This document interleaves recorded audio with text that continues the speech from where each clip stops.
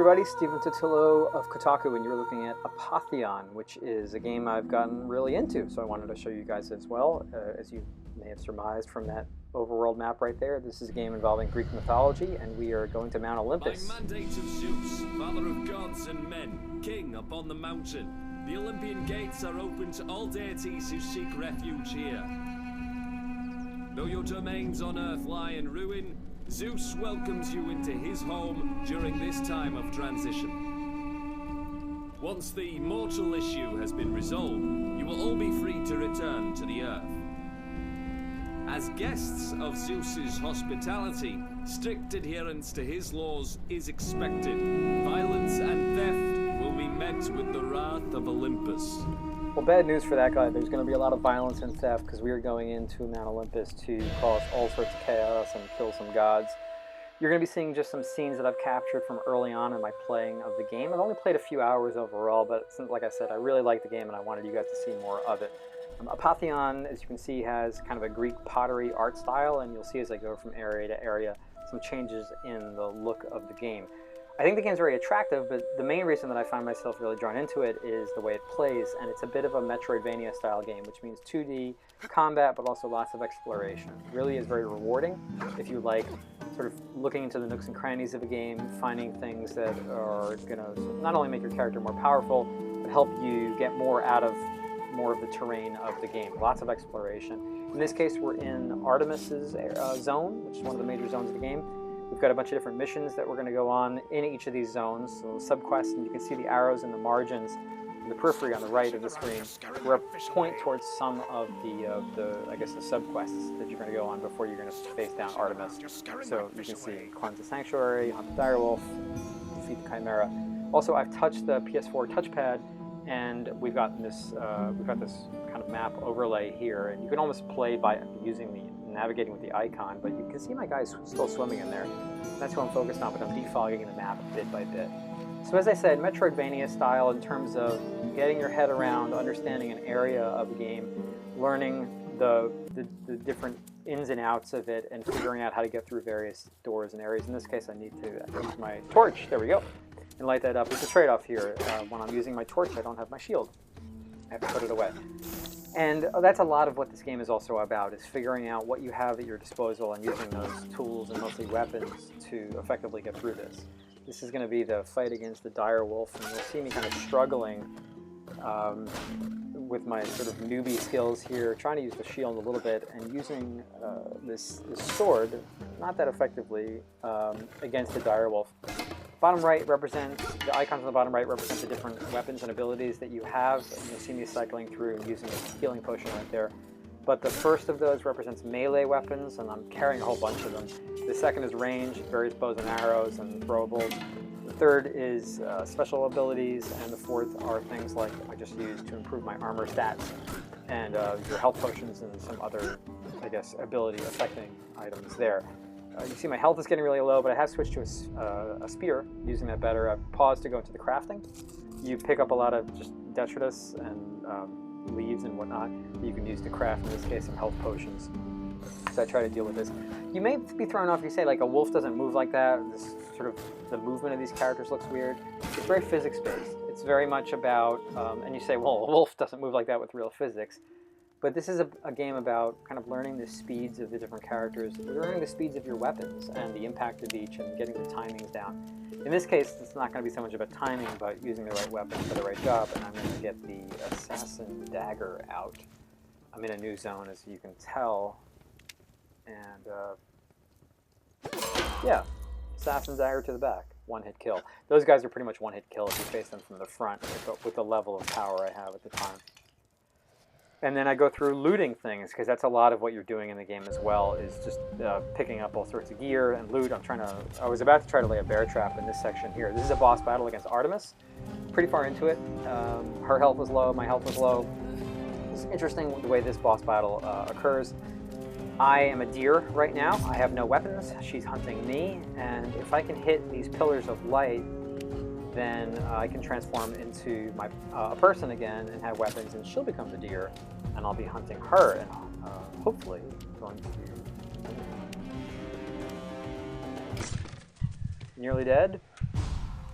switch to being a guy. Switching my range weapon. I've got sort of this throwable fire thing, but I don't want that, so I switch off to Hydra Fangs, which is like a triple shot bow and arrow.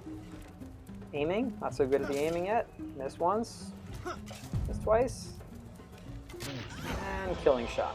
So, got her. As you explore, and certainly as you beat bosses in the game, you gain new abilities, new items that are very useful. You find a lot of keys that open a lot of locked doors as well, but in this case, the Bow of Artemis is going to allow me to reload my bows faster, which is a nice extra perk to have. So there you go with that. Alright, we're in another area now. This is the Agora. In theory, it's like the peaceful hub area. Not so peaceful though when I'm running around, breaking into people's houses, fighting guards. You can pay bribes so the guards won't bother you, but I've decided to cause chaos instead. You'll notice that I have better gear. I've upgraded, I've gone to the merchant, and I think I've bought a better helmet and some better like leggings or whatever. I also have a cooler shield. I can't remember where I found that, but it has these like thorns around it, and the gimmick here is that if I hold the shield out and an enemy hits me, they take some damage. It decays on use, as do most of the weapons and armor, or the weapons and shields that you have. Actually, I don't think your armor degrades. The things that you buy stick with you, and you can purchase training that makes you better with most weapons as well. In this case, I just got into a house. I just wanted to explore, and as I've been saying, the Metroidvania kind of elements in this game encourage you to do these things. I went in, caused chaos. I began to wonder if I'm not supposed to just be killing people in their houses. I tweeted about this, and I think it was the developers of the game that responded like, "No, don't worry. You're on Olympus. These are lesser gods. They deserve your wrath as well." You'll see I'm using my shield a little bit better here, but I still haven't quite mastered the timing of this particular mace. Not a good hit there, but yeah, still learning. And really, I do like the feel of the combat in it. It may look kind of weird, but you do feel like it's very fair, very much about, okay, if I can understand my range really well and my speed well, I can get it to work. I also am just a sucker for a game that has lots of nooks and crannies and hidden stuff, and you'll see even in this house I was able to find some stuff in the margins here. And I've gone through parts of the game where I found a key and then the key opened up something in some other area, and I like that kind of thing. In this case, just up in the attic, smashing things, finding lockpicks, and I got some of those leaves that I can craft into health potions. I went to, and you're not going to see this, but I've gone on to Hades in the game, and that has its own look. You have to use the torch, otherwise you can't see anything at all, and you have these skeletons coming after you. It's cool. Going into the underworld feels like you're going into the Greek mythological underworld. They really capture, I guess, the vibe that you're playing in this strange mythological set of locations. In this case, just by searching around in the corners of their attic, I got the forge hammer, and if I hit guys with this, if I have it equipped, they'll drop armor. Not quite like dropping helmets and chest plates and things like that, but next to my red health bar I have a blue armor bar, and they'll drop things that'll allow me to fill that blue bar up for added protection. I've switched off to, I get back to the shield there and doing a little more exploration.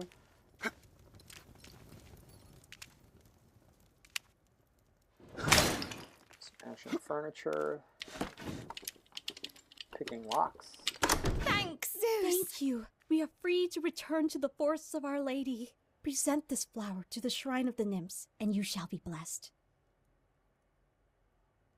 So the Blossom of, what is it? Well, the thing of Artemis. This is what I like. Like, I had no reason to go into this house, and by rescuing these women, I've got this item that if I went back to the Artemis area, and I've done this in the game, I just don't have the footage to show you it, but if I go back to a certain part of the game, I can unlock a door and go through, and there's this whole like grove of trees, and they have the leaves that I can then use to craft health potions. And there's tons of these leaves though, so I've essentially unlocked this area that makes it a lot easier for me to collect the ingredients that I need for health potions. A completely optional, sort of hidden in the margins, side questy kind of thing. And as I keep repeating myself, I apologize, this is the type of thing I like.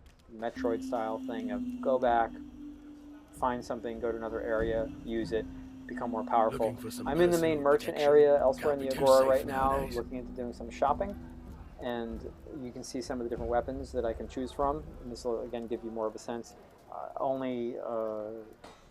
You see some of the stuff is too expensive for me at the moment, and I can't get it.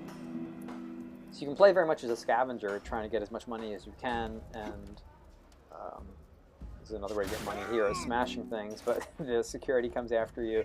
I have yet another shield here. The guy's calling in reinforcements. You'll again see kind of the lightness of the characters themselves. It'll sort of get bounced around quite a bit, but I think you'll also see, well, there are some of the directionality of the combat.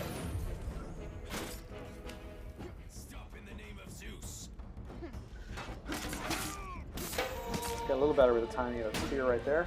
These guys pull their shields out as well. Enemies are fairly smart. They climb ladders. They will come after you. A little harder to trick them than the average video game enemy, which I like.